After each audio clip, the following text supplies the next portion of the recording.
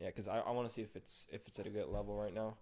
Because that's the thing. Like, since we're not talking comfortably, our voices, like, once we get going, our voices will adapt and change. It's true, and we get louder as we get more passionate about these subjects. Because nothing can be more passionate than Star Wars and the fan base and the fandom menace that you are representing at this moment. Really?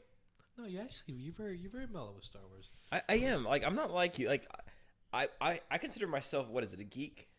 And I am somewhat of a nerd, like Star Wars, but I'm not. You're a nerd. You're not a geek.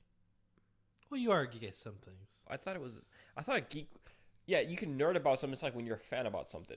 A geek is about something specific, like lore and stuff like that. I thought geek was someone who's like just That's like general knowledge. Like that's a nerd. Like a technical. That's a nerd. That's a nerd. Yeah, you're technical. You're very smart. Okay. I geek out about Star Wars, yes, but it's exactly. not much. Like I don't consider it like a I like it. I enjoy it, but I have other passions. True, because mine's unbalanced, unhealthy. I would probably say, kind of maniacal in a way, where you have to probably put me in psychological Really? establishment, probably for how much passion I have. Are you like that kid who once recorded that Star Wars video in their basement with what is it? It was a coat hanger and flinging around, thinking he was like some kind of Jedi. And then some guy is that you? Was that no? Let me question. Was that you? That's the question. I cannot confirm or deny this. Have you ever done it? I haven't. Yeah, many times. You've never grabbed anything resembling a lightsaber, like a broom or a stick or a piece of twig, and pretended you weren't a Jedi for a second. You know what's funny?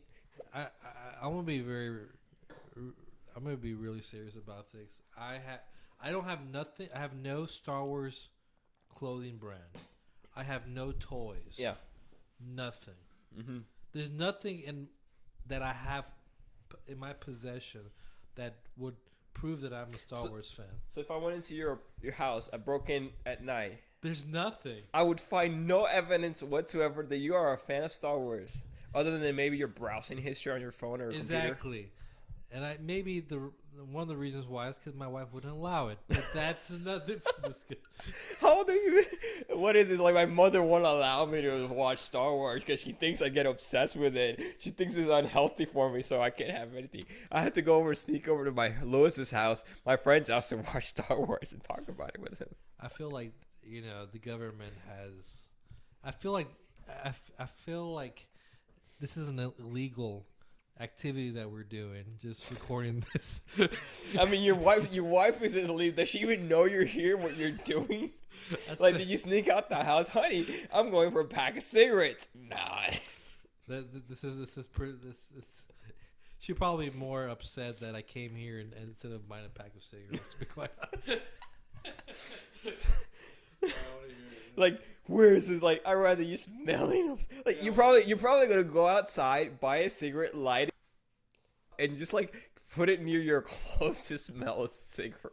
You probably feel better that I smell of perfume than I've been talking Star Wars. To be quite honest, I want to see what it sounds like. Yeah, I don't want to. I don't want to get too used to Well, no, not recording. I don't want to get too used to pretending. Because, okay, here's the thing. What I've noticed podcasters is that they're not trying to please people. Like, right? They're not thinking about the audience. They're just thinking about the person in front of them having the conversation. Yeah. And that's the thing. People want to hear someone who's enjoying their conversation, and you can't enjoy the conversation if you're focusing on recording. I'm trying to focus on our conversation, because if we're enjoying the conversation, like if I'm just ignoring everybody else, like I don't care what other people will think of this, then that means I'll enjoy it, and then other people will potentially enjoy it. No, I agree. I think if, like, for example, we've been here for about 2 hours. We're just talking about things. So for me, it's like we're just discussing. We're just talking. We're having dialogue. We're having a good time. We have our adult drinks of Pepsi and our fudge strips, cookies, minis, and hopefully they will give me some money for promoting their product. But but you're totally uninterested. You're still at least not you're only showing self-interest here, buddy. Well, if Pepsi could hear this, Pepsi, I want my money. $5. What are some guests here? I want my money. I want my money, or at least a week's supply of Pepsi drink. Really? That'd be good. You want a week's supply of Pepsi drink? That's probably what I can only get from this content. Man, you think too small. It's true. Are you you talking like a Coke fan? You're like, quite honest, I'm actually a Coke fan over Pepsi. Oh, all day. Oh, do you hear that, Pepsi? Because you can't. All day. He's not a true believer, unfortunately. Sorry, Pepsi, Coke. If you're hearing this, give me my money. Oh, I see. You were trying to spy on the enemy. Well, anyway, like you were trying to lure Pepsi to give you stuff, just so like I tried it. Ugh, it sucks. But Coke is bigger. Think about it. You go to any part of the country in the world, and they say, "I want a Coke." Mm-hmm. They're talking about soda, but they're talking about the brand at the same time. No one says, "I want a Pepsi," and they're talking about soda. They say if they want a Pepsi, they want Pepsi. I won. I won. I'm sorry. I won. It's over. The debate is over. I am right. Fine. Like, you know what? I'm going to let you have that. I don't even care about that argument. Of course you don't. Because you know why? You own all Pepsis in the world pretty much. So. No, because we have one thing you don't have. Michael Jackson. Oh. The king of pop. And what is that you're drinking? Pop. And who's the king of pop? That Beat it. That was a pretty good pun, I would say. I think so too. But yeah. Does it sound good? Yeah, I think it's good. I'm fine. Like, I mean, if you wanna change the subject, if you wanna talk about Star Wars, let's do a new one. No, I can cut it, bro. So that's the thing. I can cut. I can edit. Like, even if we have no introduction, like we can look at it and then like, you know what, we're gonna add an introduction. Just move it, add it in. Right. Let's do that. Let's cut. Let's do a new intro. I mean, that's what I'm saying. We don't have to put an introduction. We can just start right now with no introduction and then like add it later. You know what I feel right now? I feel a bit sad that for the Geek, Jock, and Nerd podcast, we don't have the Jock here. Oh. But, you know, I thought about this also. Is that why you're moving? Huh? Sorry, is that why you're moving? Yes, to be closer to the Jock.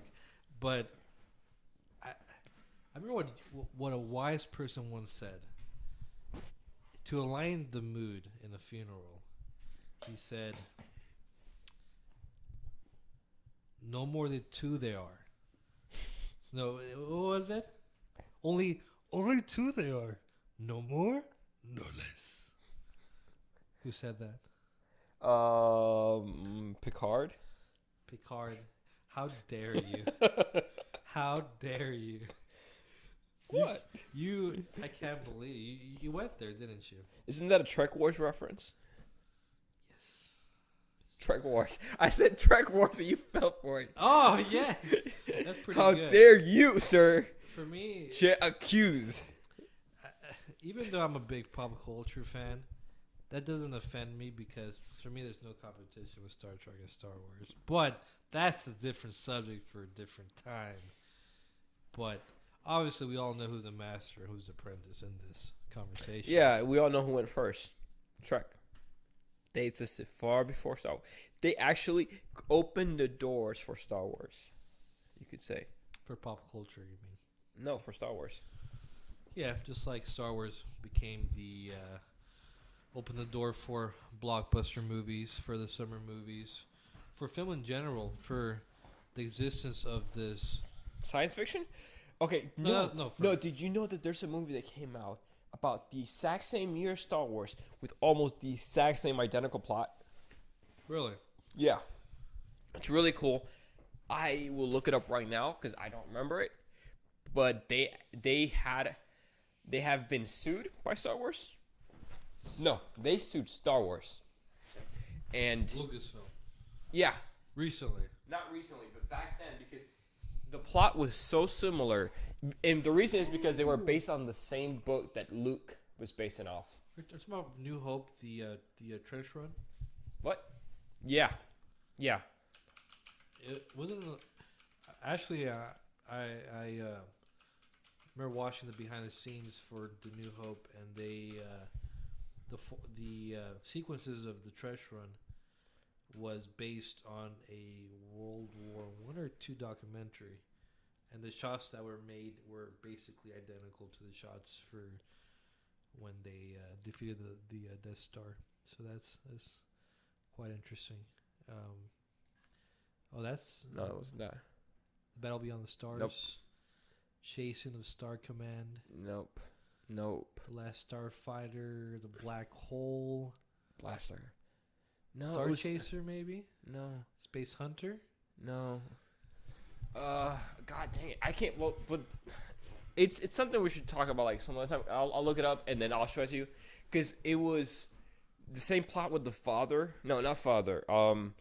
Big bad villain, subordinate, and they're doing the trench run where they're trying to find a weakness in the ship and they just blow it up. Right. Basically, the exact same thing, and it's some guy in the middle of the desert that they find becomes a New Hope. No, but George Lucas had many influences. Yeah. The samurai film, the westerns, the Saturday episodical shows. There's a lot of. Really? Yeah. Wait, no. Which one's Saturday?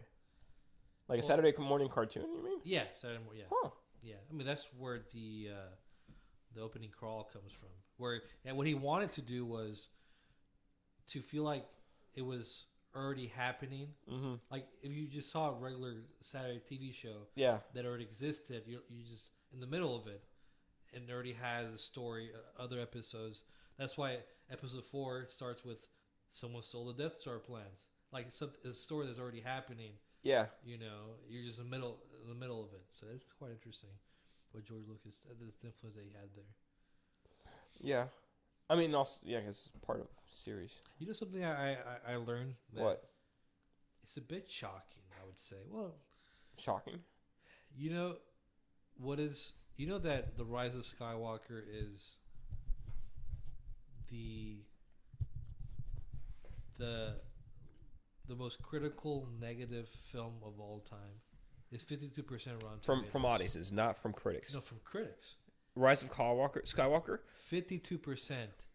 It just went down under Phantom Menace. Phantom Menace 53%. I disagree. Attack of the Clones is superior. I disagree. From a critical standpoint over Rise of Skywalker. Oh, Rise of Skywalker. Yeah, Rise of Skywalker. Oh, sorry. I was thinking... I don't know why I was thinking Last Jedi. Oh, no, not just 91, 92%. Yeah, like... It's actually one of the most critical acclaimed Star Wars movies of all time. Yeah. No, Rise of Skywalker. Yeah. I've heard. But you know what's... Okay. And the audience score is 86% Rotten Tomatoes. Huh. So, my question is... Now, Last Jedi... It's over 90% on Rotten Tomatoes, critically acclaimed, but it has a 50% audience score for Last Jedi. So there's obviously a division between fans and critics. So I'm curious to know, like, who do you think is right, the critics or the fans with Rise of Skywalker?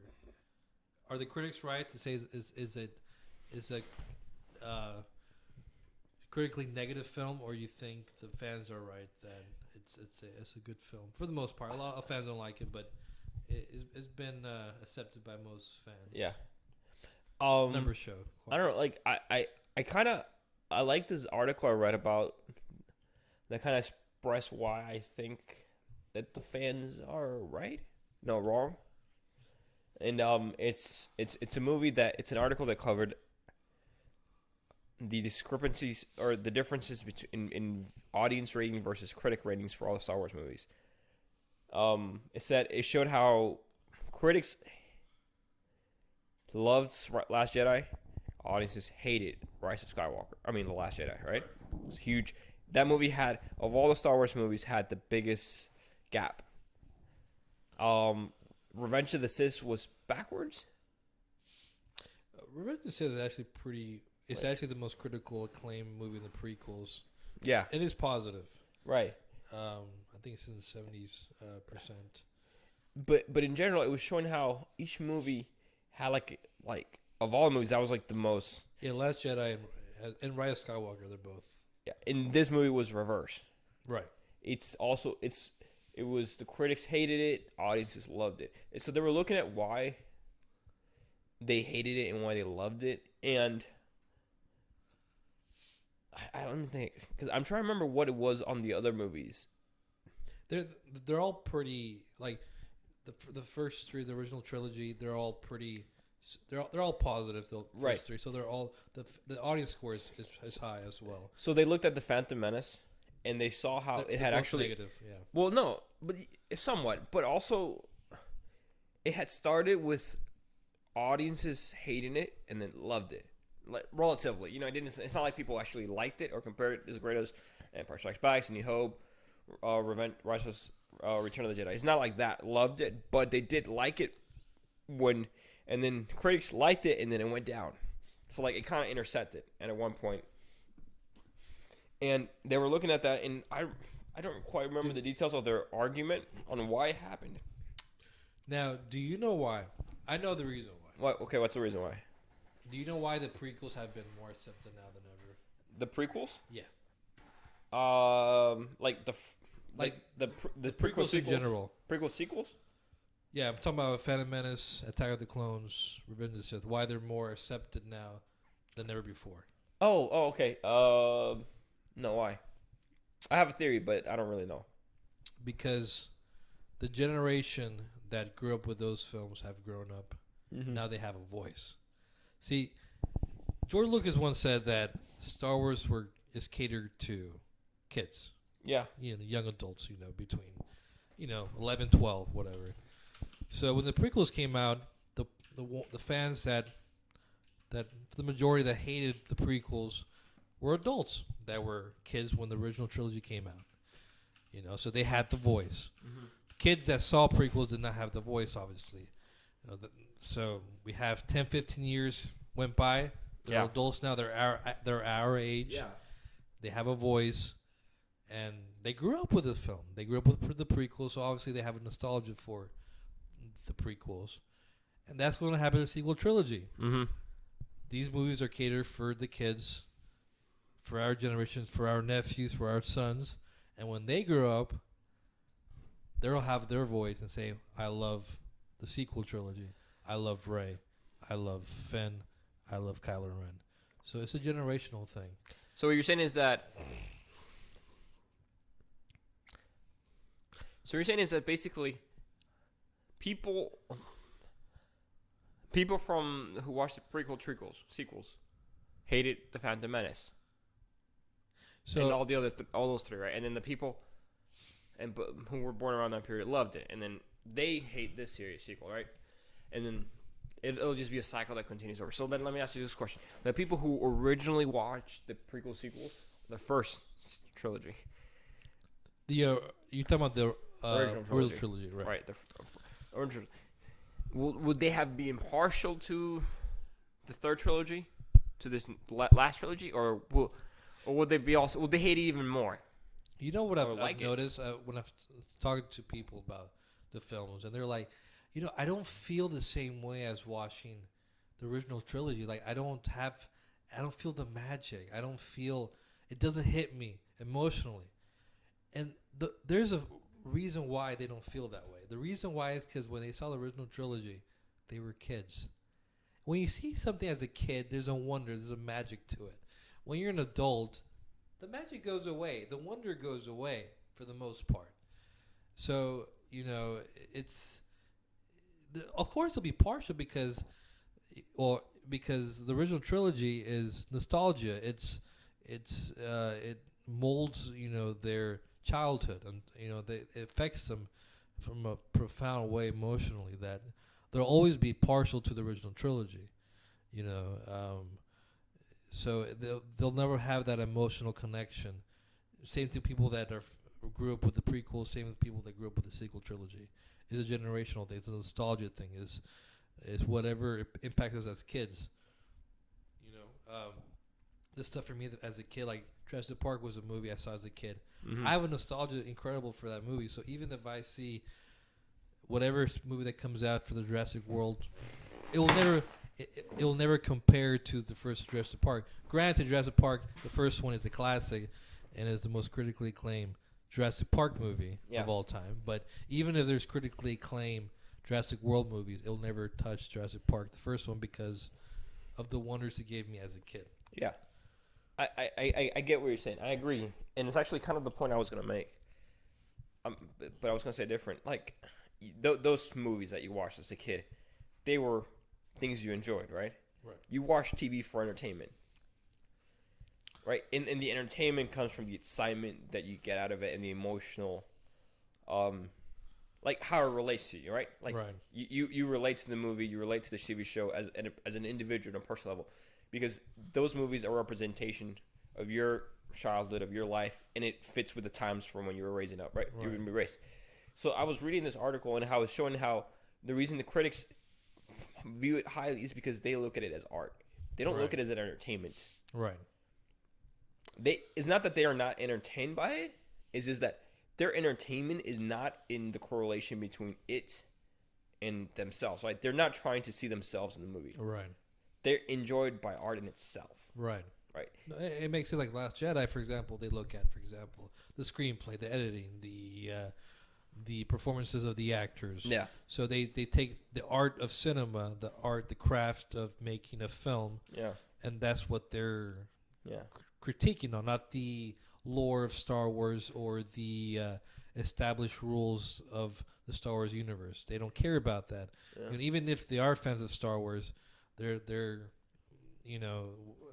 for most critics in different mediums, that's what they're critiquing based on the art, right? Yeah, and that's the thing. Like, Star Wars in that time period, when the first trilogy came out, it was based on that time period, and it was the motifs were on what was popular in that area, which was like Western movies and fantasy. Like, not fantasy, but like Tolkien's Lord of the Rings, right? Right. Space opera, yes. Space operas, right? So, and a lot of AI, what is the human mind kind of thing? What is a human soul? So that's what they geared around. But now the culture changed, so the movies changed, and it's not the same thing it was before. And it is, I mean, technically, I don't want to say this. The audiences are right. This is not George Lucas' work. This is not in his spirit. But it kind of never was. Like, no movie was ever the same. As the times progressed, as the years went forward, George Lucas' stories changed little by little. You know, it improved and adapted, and like it tweaked the stuff in the past. Like the father, who's Luke's father was, he changed that in episode 2. I mean episode 5, right? But still, it was episode 2 at that time. It's not. It never was the same. The direction style of Empire Strikes Back is completely different from A New Hope. The motif is completely different. Like, the New Hope was that. It was about hope. And then Empire Strikes Back is about messy conflict. It's about instability. And then Rise of Skywalker, of the Return of the Jedi, it's about closure. Right. You know, it's funny. Like, talking about the art of films. When Empire Strikes Back came out, it was not really critically acclaimed in the beginning. Like, people were like, what? This is so negative. And, really? And it ends in a sour note, and it doesn't feel like a complete movie. You know, there were critics that were actually bashing the film in the beginning, you know. But of course, as time passed, you know, it's known as, you know, it's been on your personal opinion, but, you know, it's known as the greatest Star Wars film of all time as far as from an art form standpoint. I have a question for you, Luis. Yeah. Now, you were talking about it. You could tell there was a identity to each trilogy. Even the prequel trilogy had an identity that George Lucas really put in the map. For example, you see the first 2 trilogies. There's 2 things I see. One is George Lucas was big on the technological advancement to all the films, to push the boundary for technology. I mean, you look at the famous Jar Jar Binks. I mean, he was a technological achievement because that was a motion caption CGI character. You know, that's one of the first of its kind, um, and also the aesthetic look, right? You know, the industrial look of the original trilogy to the prequel has the aesthetic look is like a very like an like a Roman Greek aesthetic Wait, look. the original? No, the prequels.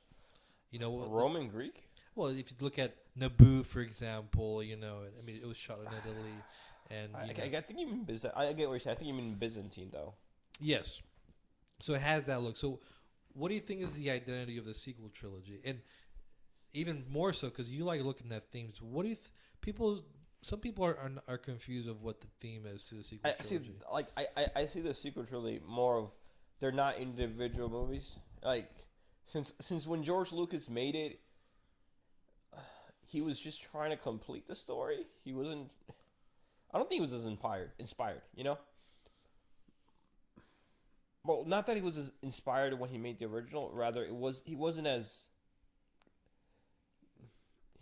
driven to break territory. He was more like just completing the story. I'm just speaking how he was as a reference to how he was as a writer. When he was driven him to write, I guess the process, which then affects the results. Which was that the result was a movies that, as individual pieces, nothing really stands out. I mean, like they each had a very simple message, but nothing that shined individually. But then when you put them together, they really worked. Right. And because like the first one, Phantom Menace, it was more about. It just basically said, that movie basically said, we are in a world where darkness looms, right? Phantom Menace. Right. Because all you did in the movie was set up the universe.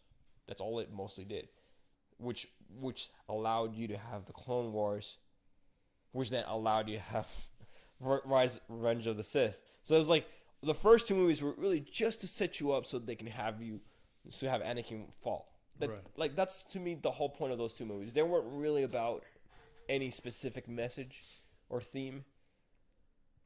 They were just to show you how it happened. Right. It's more like like a crime occurs. It's like you're a detective and you find somebody murdered. So they'll give you this dossier of the crime scene to try to help you figure out what happened, right? That's what it is. It's like a dossier of the first three movies that came out. Right. They're not really entertainment. They're not putting you there. You're not actually watching it happen. You're watching it. You're reading the paper. What happened? They're more like stats of, okay, this is the events, historical events that you're reading, but they're not. There's no dramatic moments to it. There's no cliffhangers. I don't remember. Like I remember watching as a kid, and I was thinking, oh wow, these fights are so cool. Right. These bait races are so cool. Right. There's some really cool stuff. But that's all it is. Some cool stuff that happens because of CGI.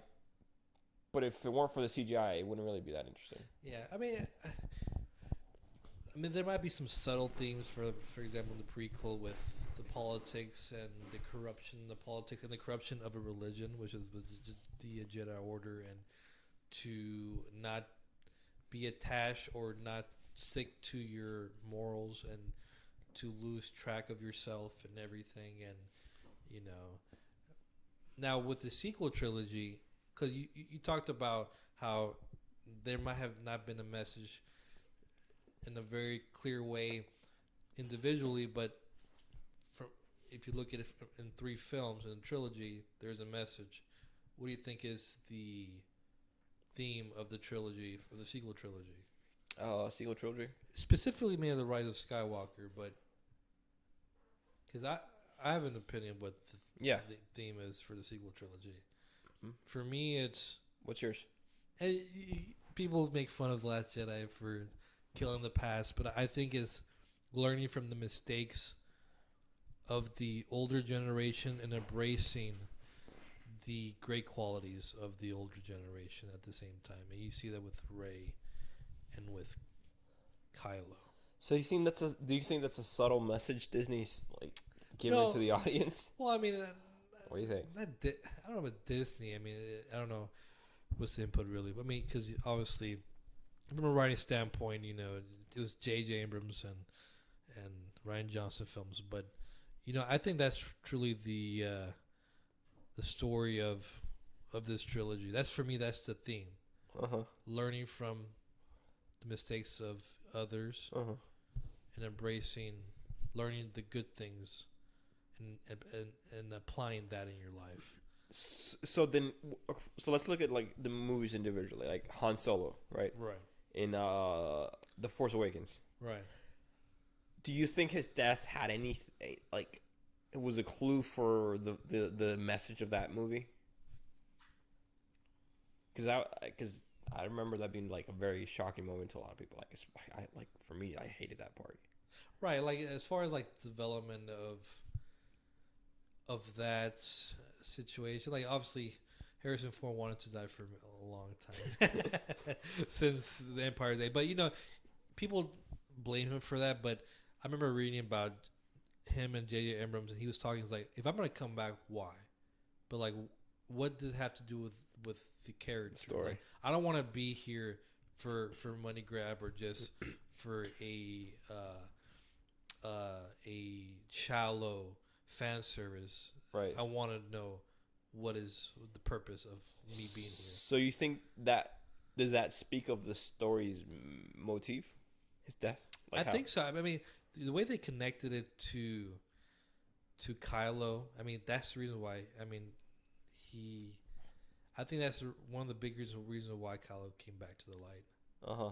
From his mistakes of the past, and maybe also forgiving the mistakes of Han as a father. So you think that the entire movies could have done without him? Harrison? No, imagine a movie where imagine that trilogy where he didn't die. He simply was, I don't know, like he went off to fly in space or something. No. How would that affect it?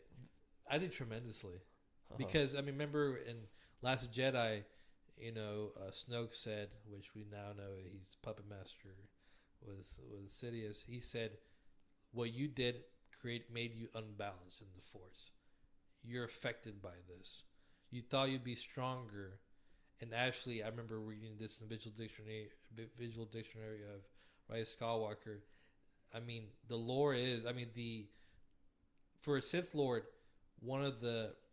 he didn't know about this, but killing someone that means a lot to you should give you more dark side powers from a lore standpoint. Like, that is the Sith way. Right.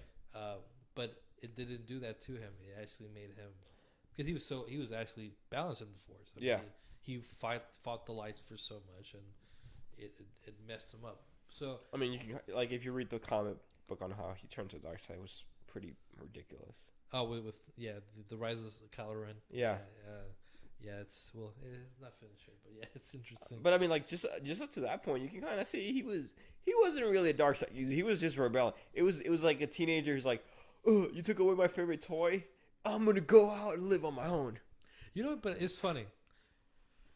Here's the reason why it's not really explained in the films, obviously, and there's not really much exposition to this. But reading the Aftermath trilogy novels, I could see why Kylo went to the dark side. He felt neglected his whole childhood because Leia and Han were so busy with their lives. Leia trying to rebuild the Republic, and Han being Han. I mean, he was a flight instructor, and then they were both very busy, so he felt neglected as a kid. He didn't feel important. Yeah. So, and plus, he had the dark side in him as well because of the Skywalker blood. So, But that's like, see, I have a theory about that though. You think about this: if Snoke could connect, I mean, if Palpatine could connect Rey and Kylo, if he could talk to Kylo all that time that he was so far away with Luke, if he had that much power, don't you think maybe, like, my theory is that the dark side they sensed in him was not Kylo, but Palpatine talking to him. Palpatine was like always with him, always hearing what he thought. So somehow he was in his brain. Right. Maybe he did like influence a bit into the dark side, but it was simply because he was just always there. Right. And that's what maybe there was a little bit, but the majority of the dark side they felt was not Kylo. But somehow maybe when they first met, because he seems to be a prominent figure in that world before he became Supreme Leader, like he somehow did like some kind of spell that allowed him to be there with him all the time. Yeah, that's a good point, because I remember reading the Aftermath trilogy when he was a baby and even the womb. Leia felt like there was something hovering, like kind of like something dark side around Kylo. Yeah, a different, from a different source. Yeah, like looking upon him, like I have my eye on you. Yeah, I want to manipulate this little kid, and it's kind of a bit scary, but that's like see that's the thing. Like that's Palpatine evil. That is like an actual, but they didn't touch on these things. Yeah, I mean, for me, it's just, people like, well, if you want to understand this, read the canon. I read all the canon stuff, right? All the novels and comics. For me, these things, the comics and knowledge, should expand upon the films, not fill in the films' plot holes, right? Like you can read this as separate material without the movies. Exactly. I think that's the objective and the mission of the films, and the other stuff is just extra to learn more, but not to fill in the blanks. Yeah. So do you think they do that intentionally? No, because it forces you to buy things. It forces you to read these things. Right. No, I don't think they're on purpose, because then, what's going to happen is people are going to be disappointed and not want to even touch the because if you make it so good and it fulfills you, you want to buy more. Yeah. But if it disappoints you, you're like, I don't want to touch this thing anymore. Well, I don't want to make the effort. This. How many of these people that watch the movies aren't really hardcore fans? Yeah, then stuff like this might just hook them. Yeah, it's true. Because for the most part, the majority that sees these films are general moviegoers. Like they don't read the lore, they don't read the canon stuff. They like to they're moviegoers. They go for the pop culture. Yeah. They go because it's a tradition. It's Star Wars is big. Yeah. Like my brother or other people. Yeah. Or the jock, as we know. But yeah. But it's very interesting with the sequel. And speaking of like the future of it, like Star Wars, like there's been so many rumors. Where do you think they should go from here? I don't know. Wait, I want to go back to that though, because I had this question for you. Right, tell me. Wait, I want to go back because. Okay, so it's about Kylo and his whole my boy with one of my favorite characters of all time, Star Wars. With Sidious, okay. So, because we were talking about how Snoke or Palpatine corrupted Kylo. Right. So, since Kylo was obviously manipulated by Palpatine, we saw in like the movies how the whole long-term goal, well, at least the end goal, was to resurrect himself. Like, to me, that hints that Kylo was never intended to be of any use to Palpatine. It's not very clear, because if you see the film, he says, "Kill Rey." Mm-hmm. Right. Yeah. And I'll make you the supreme leader of everything. Right. But then he acts like he wants Rey. Yeah. And he wants her to be the Empress Palpatine. Because if she kills him, what happens? He resurrects. He's resurrected. If he kills her. If she kills anger. Her. Right. So, like, think about it this. If you've known that there's a way to resurrect yourself, wouldn't that be your first goal? Yeah, it's not very clear. Wait, and I've seen it twice. Wait, but think about I think there's something people are missing here that kind of shows out. Like, there might be a little brilliance to his plan. Right. Which is this. He always have counters to counters to counters and counters. Right. So this is the thing. Kylo Ren is what bloodline? Skywalker bloodline. Right. and Rey is a Palpatine. Sadly. right. So Well, it's alright with me. Right. Kind of. Darth Vader, Anakin failed. Failed in what way? Failed Sidious. Yes. How many times? I mean, 2 big ways. Obi-Wan when he killed him. Right? And then like lost so much power because of that. And the second time, When he threw him down. yeah. So and so from Palpatine's point of view, was Skywalker a Jedi or a Sith Lord? Think about it like this. Compare them all. I mean, if you've seen the comics, Sid was always looking for he was not expendable. He could replace him at any moment. but answer but this is like after all that. Like I'm not talking about in those moments. Like we're talking about now when we have this movie. Like after he got killed, after that moment, him looking back in hindsight, looking back at Anakin as a Sith Lord that's under him, as an apprentice, as his servant. Was he a failure or success? He was a failure. Right, a complete and utter failure. Right. Then he tried it with Luke again. Was that a failure or a success? Sidious with Luke? Yeah. A failure. Right. And how were Sidious, Luke and Anakin related? Luke and Anakin? Yeah. I mean, his father and son. Right? Right. Bloodline. Kylo's, how was related to Luke and Anakin? Bloodline. All these guys that failed him were all bloodline. So what do you, somebody's conceited as Palpatine, what do you think he will rely on if he can't rely on another bloodline? His own bloodline. So my thing is he realized at that moment the Anakin Skywalker bloodline is pointless. Because they don't turn to the dark side. They just don't. That's an interesting point. But then that's why he would go immediately after. Well, that's what I'm saying. Like he would go immediately after. He used Kylo to get to Rey. Because she's the mother lode. She's him. Right. And then he explained that he wanted Rey all along as a kid. He looked for her, and everything, He hired, and, he always wanted her. And then he found out that he was a died of the Force. He's like, well, I'll just suck your life force of both of you guys. Yeah, so I don't know, That's interesting. What do you think? It's a good theory. I like it. It's he wanted to use their powers, but they were never the ultimate goal. I would say it's more of, yes, this is a very powerful bloodline, but I mean he always with Sith Lords is interesting because you want your apprentice powerful enough to do your duties, but not powerful enough to kill you. Yeah. Well, no. Well, that's the thing, though. Okay, because if I remember correctly, didn't they always try to? The eventual goal was to have one Sith Lord kill all the Jedi. Right. That was Bane's plan. Slowly build up the knowledge and power of the Sith Lord by passing it from one to the other till the one got so powerful he could wipe them all.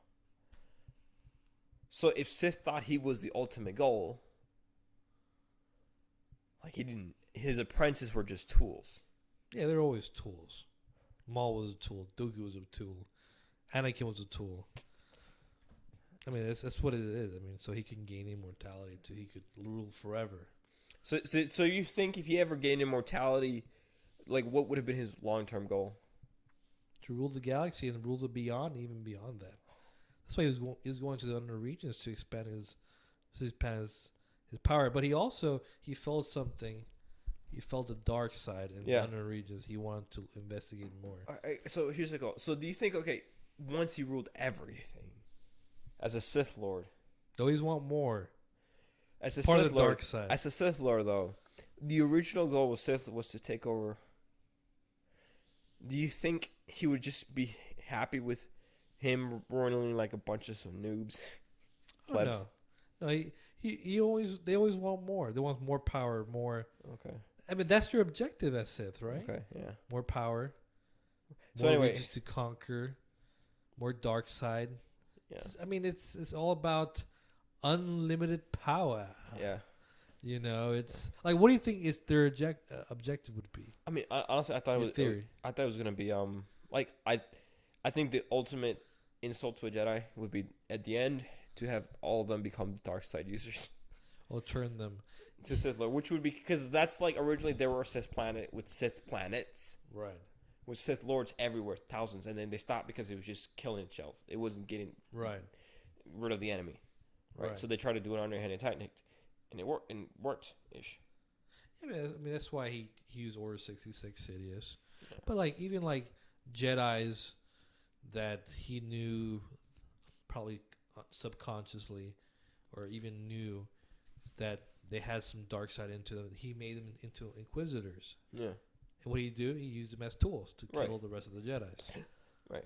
But when that was done, he's like, okay, well, I have no use for Inquisitors anymore. See, I always thought maybe like because the thing is, since he's so megalomaniac, his whole goal of finding immortality was maybe I want to become so powerful. Because the thing is, once you start building other Sith Lords, they could threaten you. So I think his second goal, was to become so powerful that then he could make Sith Lord that because he wouldn't be threatened by them. Right. Yeah, because Sith is a selfish religion, right? Yeah. You want to be on top all the time. Yeah. Vader wanted to be on top. He wanted to kill Sidious. Yeah. He wanted the Empire for himself. Yeah. That's why he wanted Luke. Say, let's rule the galaxy together. Right. I want to kill Sidious. Yeah. I know subconsciously he's using me, but I know I can't defeat him. Yeah. He's powerful than me. Yeah. And even with Anakin, it's like with Padme, yeah, I want to kill Sidious. Let's rule. Let's make the galaxy the way we want it to be. Yeah. You know. So all right. So you had a question about what you wanted. Oh, the future of Star Wars. You know, there's been so much conversation of what it should be. People talked about they thought the Game of Thrones showrunners will be doing the Old Republic. Now they're gone. There have been rumors of the High Republic. In fact, there's I think specific. There'll be an announcement coming up based on novels and comics and video games that apparently it's about the High Republic. Yeah. Some people think that you go well in the future and really just go deep in the future. What do you think they should do? In terms of, or what do you think would excite the fans and build a new group of people, converting more Star Wars fans and making another pop culture impact? And because think about this, this will be the first set of films that does not have to do with the Skywalker family, right? You won't have the nostalgia of Luke, Leia, Chewbacca, you know, C-3PO, and all these guys. So, you know, it's a very important decision. Like, you don't have the nostalgia characters, the legacy characters anymore. So, which area are you gonna do? I mean, which characters are you gonna use? I mean, if you have unknown characters, you know, which era you should do? I mean, yeah. Well, I'm gonna do you want that one or the first question answered? Anything you want, cowboy. So I mean, I don't scoundrel. Because what I was thinking is if I think movies are kind of done. I mean, don't get me wrong. They like the Avengers have shown how profitable they can be. Right. And that's definitely not gonna go away. Right. But if they're gonna do a movie, they have to think more like large scale planning, right? But nowadays we're in the age of streaming, right, and binge watching, right. Which I mean, the film industry is every year is going down. Right. I mean, you're right. Our viewing activity have changed, right? Yeah, streaming. Yeah, like and it's gonna make a lot of money in movies, but it's a lot of money but in one scoop. Right. With TVs, you can have a lot of little money. I mean, a lot of scoops, a little, but a lot of scoops. Right. So you're actually probably making more out of streaming. Right. I mean, the Mandalorian estimated budget was $100 million, but think of how many people signed up to Disney Plus. Yeah, it's money. And listen, Star Wars were influenced by TV shows. Yeah. I mean, they're made to be on to be streamed. Yeah. I mean, Rise of Skywalker cost over $200 million. Was it that? That's not actually not that bad. Not bad. I mean, over 200 million. I don't know where it went. I mean, you have to include promotional campaigns Right. and everything, which, I mean, we're talking probably over $100 million, $150 million. Some are over 300 million, depending on how big the movie is. So if they're gonna go TV, then do you have Disney Plus? Oh, I of course I do. You do? Obviously, I love The Mandalorian. It's an incredible show. I'm right now rewatching the Clone Wars. Yeah. I'm getting ready for season 7. $275 million. Rise of Skywalker. Yeah. It's quite a bit. So like, if they come up with more okay, because obviously they're probably gonna come out with more shows, right? Think about this. Obi-Wan Kenobi's coming out. So think about this. Every show released for Clone Wars will be weekly. Mm-hmm. It's 12 episodes, so it will extend until May. One season though. One season, right? So until May. Season 2 is coming out this year in the fall. Yeah. And then you'll hopefully have by next year Obi-Wan Kenobi and also Cassian Andor as well. So that's already 2021 is already in the bag. But you could keep developing other shows. I heard they're also developing other shows as well. So it should last quite. I mean, you're right. I mean, you don't have to do films anymore if you don't want to. Mm-hmm. At the same time, the foundation of Star Wars is movies. That's where it came from, right? It's not like Marvel or Lord of the Rings or DC where it originated from comics or novels. Star Wars has always been a film franchise. So if they start like doing a bunch more TV shows, and they're gonna raise the price up, would you pay more than what you're already paying? Because what are you paying? What right now, like $10, $8? I have this. I'm paying $12 for Hulu, Disney Plus, and ESPN. So if they kick it up to 20, would you pay that? Yes, because 30. Nah. For like imagine they have every week. Right. The Mandalorian, but they're also gonna have the Kenobi series. Right, and plus I'm a big MCU fan. Right. And they're doing a lot of MCU shows. Right. That's canon to the MCU films. Where you have to watch the shows to understand the films. Right. Would you pay $30? I probably would. You probably would. Star Wars. Think about it. They're tripling the amount of money. I got to. But you pay it because that's. Well, I'm not paying cable anymore, so I have money now. So I think we kind of know like what they're probably gonna do. Yeah. But think about it. If it's $10 or $30, and you have, how many subscribers signed up the first month? It was like 10 million. I forgot. It was. Think about it this way: how much is a ticket for a movie? I mean, it's between $10-$20. How many movies do they have a year? Disney. I mean, last year they had like 7 films. Right? Had over $1 billion. Right, and they're like a movie is like $15, 7 films, right? Right. If they kicked it up to $30 and it's every month. Yeah, that's some money right there. Yeah. God, they make a killing. It won't do $30 because you have to. It has to be where the competition. 20. Let's say the 20. 20 still can because you know how much their money they'll be making. $20. I mean, I think HBO Max is almost $20. You know what that means? More money, more shows. I don't mind that. Right? It's worth it. I will watch it all. I'll be happy. I'll be a happy customer. Dude, I'd be paying $30 right now just as long as it guaranteed me that they'd have like 5 shows every.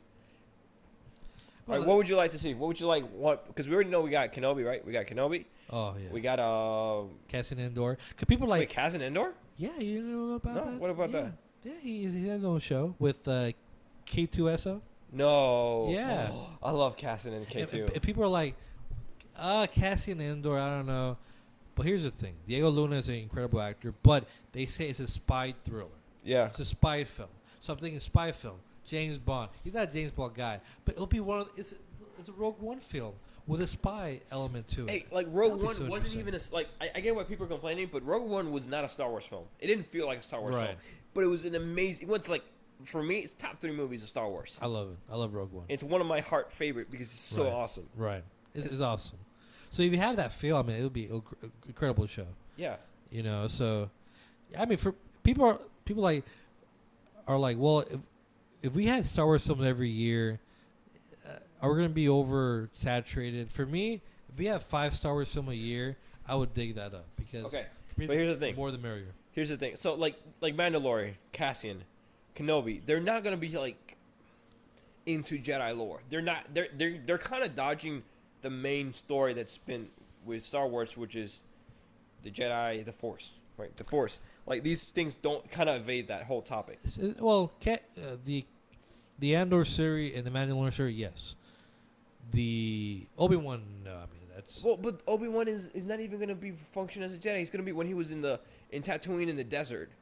true. He's not gonna be fighting with lightsabers. True. I mean, he won't. And there's no other Jedi around. Right. He won't be visibly portraying himself as a Jedi. But I mean, I think there'll be maybe. I mean, we don't know. I could see him communicating with other Jedis that are Force scattered, goes, yeah, and then or like training, but like really. yeah, you're right. I mean, it's about a Jedi, but yeah, I mean, he's dealing with, post traumatic stress, and yeah. I mean, it's right. It's not about, Jedi doing missions and trying to fight the Sith. Yeah, you're right in that way. It's a more contained story about a fallen Jedi that has to deal with the sins of so many. I mean, so what would you like? Like what? Okay, because there's a lot of material, right? Like, what do you think would be a good story for that is Jedi, that isn't like just some for the future? Yeah, that is Force related. Maybe it doesn't have to be Jedi, but like just something with the Force. So to me, the idea of the Old Republic and the beginning of the Jedi for me was a very intriguing plot. The very beginning of the Jedi, when there was no Dark or Sith Lord, or was it, or like when they split off, and they started.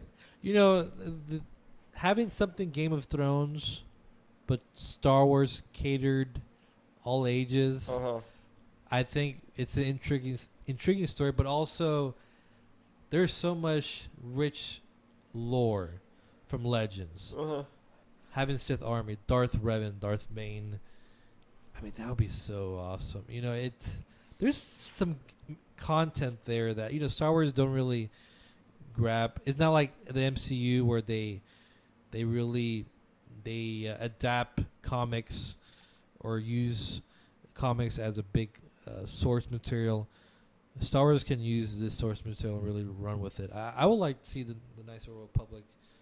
Obviously, they'll make it the way they want to and adapt it, but I would like to see that. Really? Yeah. Anything that sticks out? Because I don't know, that's a pretty vague history. That's about 2,000 years. No. I'm undercutting. That's like 20,000 years of history. I mean, God, Bane was just the last 1,000 years before Anakin. 1,000 years before Anakin. I mean, we will be in the past. Prequels, huge prequels. And then what is it? I would like to do the beginning of the Jedi and then go from there. Yeah. All the way down. That's a long time period. Yeah. Well, maybe not. So, okay, how would you like? What do you think about this? A Yoda species, or because there's been a lot of Yoda species, Jedi and Force users. That we know of, only in 3. Right. In canon. Yaddle, Yoda, and our favorite creature, the baby Yoda. We don't know his name yet. It's a he. Yeah, it's a he. Okay. Well, apparently, according to the right, the scientists working on it, he said a he. But I mean, there has been some and they're obviously powerful. And he's supposed to be from the outer regions. But Yoda.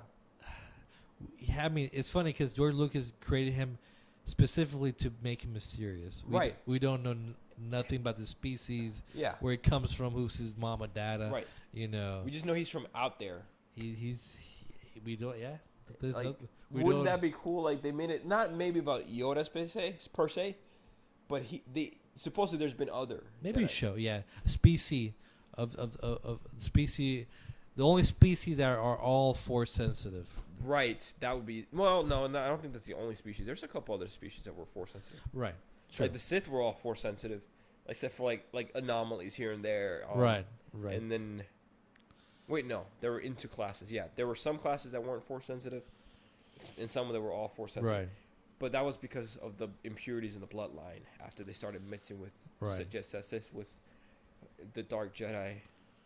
Or like even the Chiss, all the kids were right. They call them Skywalkers. Yeah. The kids. Yeah. Because they were able the Wisp? to. Huh? The Wisp. No, the Chiss, Uh-huh. the species of Thrawn, Okay, yeah. where they call the kids Skywalkers because they use the kids to navigate hyperspace. Yeah. Without Yeah. a computer. Yeah. They were using the Force, but as they grew older, they lost all their Force power, or Force Okay. abilities. So you think they would do that kind of show, or do you think they'll No, I still would stick think to safer stuff like? They're I think no. I think with all this show, they're always gonna do something. I believe that is familiar, like the Mandalorian. Uh huh. He's new, Yeah. but when you see him, who do you think of? I don't know. I don't really associate him. Like I saw 2 episodes, and I do no longer associate him with Boba Fett or Jango Fett, because he's a noble warrior. Right. They're very different. They're very different. It's not. I hear complaints people saying it's like because it's too cowboy, western movie, and I kind of think that's a dumb argument because the music is native, but it's not cowboy. It's not Indian. Oh no, I mean, Right? It's native music. Ludwig. I mean, But it makes sense because he's in a freaking desert with natives right. of other planets. I mean, it is also. I mean, it has Western themes to it. I mean, it has samurai themes to it as well. I mean, it's best Star Wars. Star Wars has those themes. I mean, you look at Mos Eisley and the Cantina New Hope. yeah. I mean, you had that vibe. I mean, but Han it is. Solo is a scoundrel. You see the Solo Star Wars store. They're in the bar. They're in. Yeah. They play cards. I mean, that's Western. But it's not just that. It's like the motifs of a western movie, which is a rough dude, that's a lone guy, that's violent, Lone Gunner. right? That's not just what I mean. It was predominant in the western, and that's really where it came from. But it's because in the western period was when guns were emerging, right? Right. But that's still prevalent nowadays. You go to a bar and you see like some bunch of rednecks with guns, and they're all tough guys. They're not westerns. Right. They're just No. the setting. It's a Western influence, but it's not the. I mean, it's so much more. Yeah. I mean, the Mandalorian culture. It's about tribes. It's about cult. I mean, it's so many things. It's a universal theme. Right. And Baby Yoda is a very universal thing. Yeah. Right. Cute Baby Yoda. I don't know if I like him better than BB-8 though. Cause like that scene goes like that with a thumbs up. No, BB-8 is an incredible design because to emote emotion, Yeah. BB-8 expresses emotion, right? R2-D2 did as well, but just the way he moves and everything, it was a great. Who's cuter, Baby Yoda, or Jar Jar Binks? Oh, that's Baby Yoda. I would do anything for that little thing. Yeah. It's no, for me, I'll say Old Republic, all that stuff. What about you? So Specie? Huh? Is that what you think they should do? I that's what I would like. And Well, like, what do you think they should do? oh, like man, if I'm gonna tell you what they should do as a business, do what they're doing. Right. Make stuff people eat up really quick and easy. But like as a fan, actually, I will say, I've been surprised that they did a lot of stuff that I would have liked to see as a fan in Rise of Skywalker. They didn't do it well, Do you think all so they might just do this. Like I'm just saying, they might just right? do it. Do you think because there was a bunch of fan service? Do you think it was earned or not? What, fan service? Wait a minute. Yeah. Hell no. People were baby complaining. They're whinies because they like. No, you think the fan service in the film was deserved was earned? for the fans? No, the fans didn't deserve it. No, but like, was it organic in the No, story, no, or you no. think it was put in? Like you can obviously tell whenever they're doing fan service. But like, which I get, because it's a rush movie. It's messed up. Like it's not rushed because they didn't have time. It's rushed because they made too many changes at the last minute. Way too many. And you can tell. But I don't know. I mean, it is what it is. Like, I'm not gonna complain, honestly. They got they two of my big theories about that movie happened. Not exactly as how I said. What was it? The one is on like the fight at the end, right?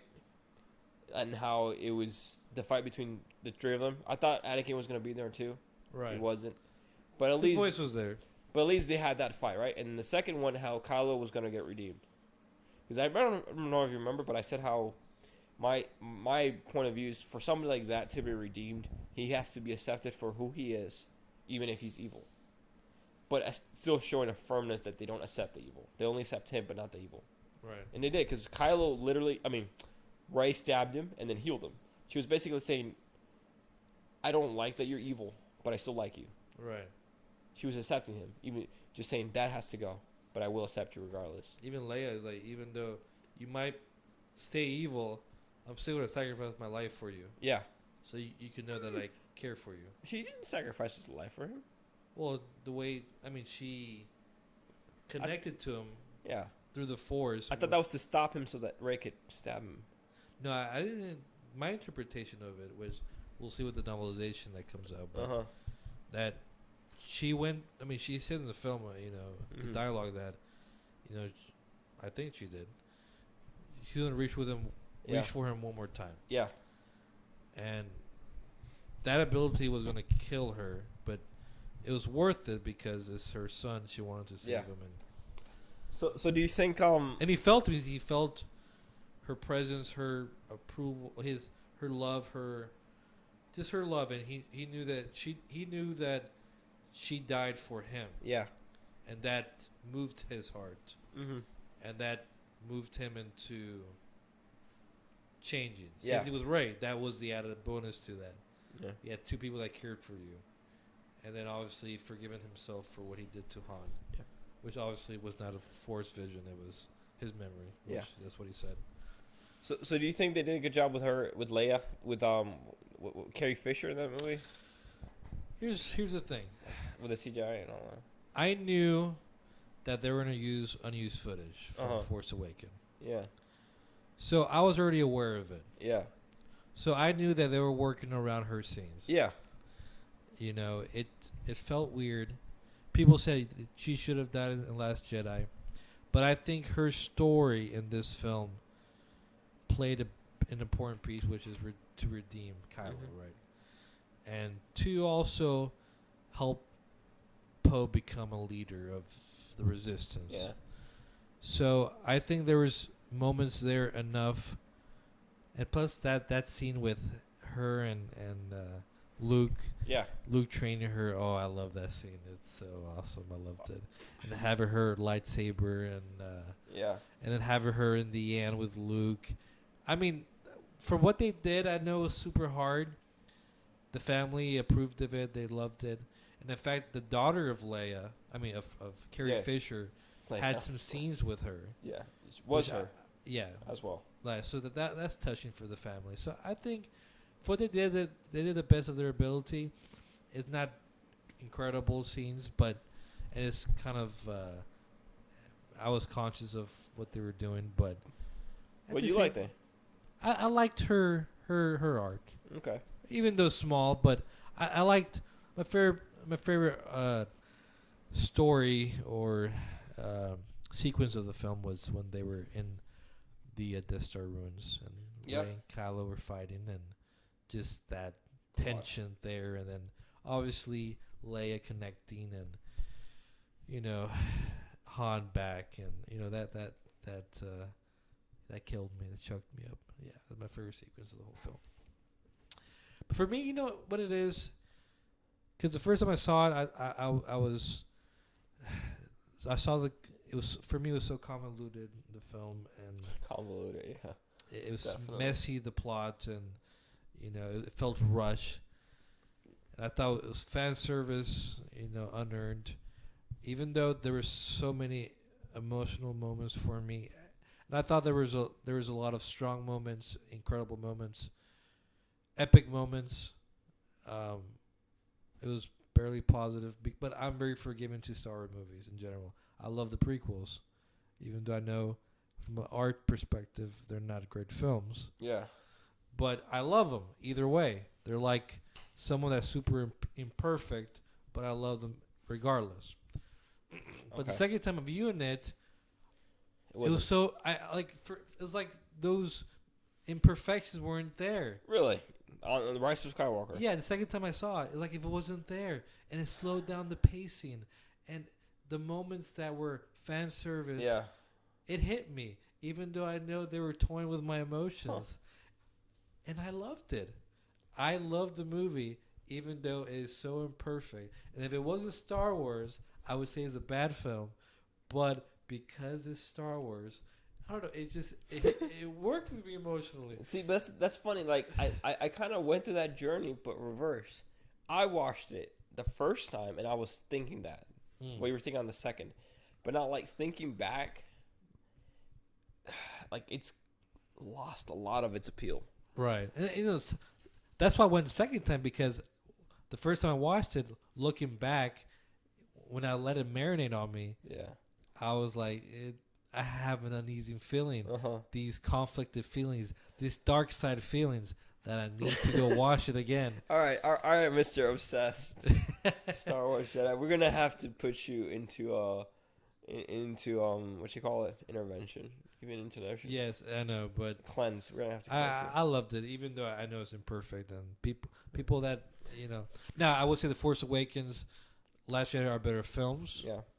Better made films as far as the art form of it. Force Awakens? Oh yeah. I thought you didn't like it either. Oh, I love Force Awakens. Oh god, no. I hate that movie. I really wish they never made that movie. Really? I did I tell you my plan what I thought would have been a great way to handle this? What? Like just take some key moments from that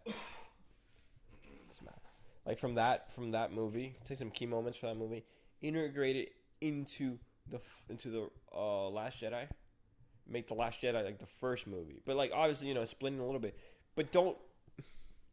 In the Last Jedi, you can kind of leave it halfway through. Right. I would cut off. I would basically cut off the last throne scene, right where Rey meets Snoke, and I would just cut that off. And then make the climax of that movie, when they go into change the story a little bit, where they would go into that planet to try to find a hacker that can hack into the starship. They hack into the starship. They destroy their starship, but without Rey being in there. Right. And then just cut off there, that moment where they escape, right? Right. And then in the second movie, they would kill off Snoke really quickly after going more into his backstory. And then from that point on, give time for the chase that occurred in the episode Rise of Skywalker, right? And then be in the climax of that movie, finally getting to the throne room, but never actually show like Kylo and Ren showing what actually happens. Right. Like, just see them go in, kind of like how they handled Luke Skywalker in Force Awakens, where they just saw Rey get into Luke, but never have that moment in the second movie. And then in the third movie, start off from there, and then having that big chase to get to Palpatine, where you could have half of the movie at Palpatine's throne room, where Palpatine's more powerful and he has more plans and more traps, and the Knights of Ren can have a bigger role in the battle, and then the Sith Lords, the Sith troops, can actually have more importance than just being regular troops painted red. No, I mean, make that battle scene bigger. Rise of Skywalker could have been easily 2 films, or at least 40 more minutes of exposition, because it's only 2 hours and 20 minutes. I think they could make it 3 hours easily. Yeah. I mean, no, for me, Force Awakens, even though it's a rehash, probably of New Hope, I think the biggest attribute of the film is the creation of the new characters. Yeah. I love Poe, Finn, and Rey, and having the relationship of Poe and Finn together, and even Finn and Rey and their creation. I mean, that's what was your favorite trio in that movie, or duo, in the whole trilogy? Who's my favorite character? Duo or trio, groups that. For me, well, Rey and Kylo. Right, Rey and Kylo. So wait, so you put that over Poe and Finn? Easily. Really? I mean, Poe Finn. It was only in the first 30 minutes of Force Awakens. I mean, they weren't together in The Last Jedi. But in the third, they were together. They were like Han and Chewbacca almost. Yeah, I mean, they have the bromance is real. I mean, it's definitely real. And they have a natural chemistry with one another. But what they did with Rey and Kylo, the reason why they died of the Force, their connection, their tension, their conflict. I mean, I felt it, man. I think that's one of the I think that is probably arguably the biggest or the greatest creation of this whole sequel trilogy. All right, then this is really gonna hurt you. Then, you know how Kylo could have saved Rey without dying?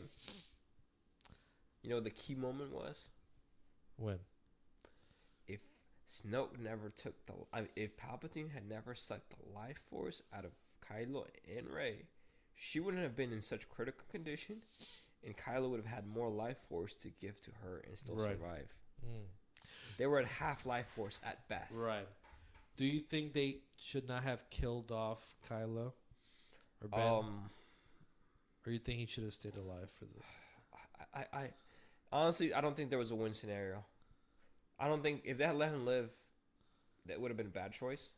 With the story they had. Why? Because